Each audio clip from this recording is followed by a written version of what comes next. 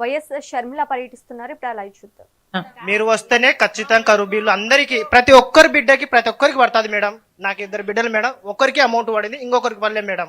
ఇప్పుడు ఈ ప్రభుత్వంలో ఉండేది అసలు పడలే మేడం. నాకు అమ్మఒడి కాదు మేడం, మామూలుగా బిడ్డ డెలివరీ అయిన తర్వాత పుట్టిన తర్వాత ఆ డబ్బులు కూడా పడలే మేడం. బంగారు తల్లి ఏదో పడలే మేడం మాకు ఇంతవరకు.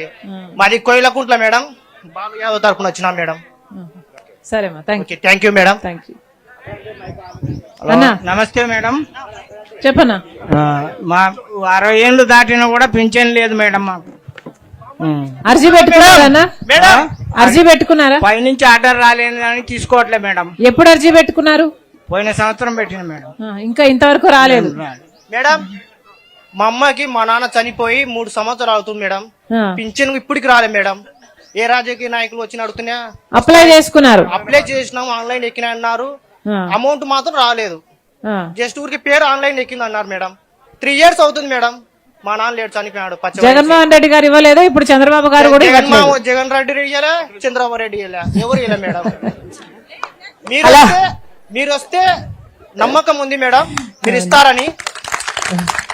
మాకు బిల్డింగ్ వచ్చింది ఇప్పుడు వైఎస్ రాజశేఖర రెడ్డి బిల్డింగ్ వచ్చినదే మేడం. ఇంతవరకు మాకేం రాలే మేడం. ఇంకా మీరే ఏదన్నా ఏమో మీరే చూసి చేయాలి మేడం.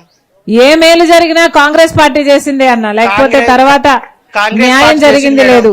Okay madam. కార్యకర్తలకు చేసుకున్నారు ఎవరికి వాళ్ళు. Okay madam, thank you madam.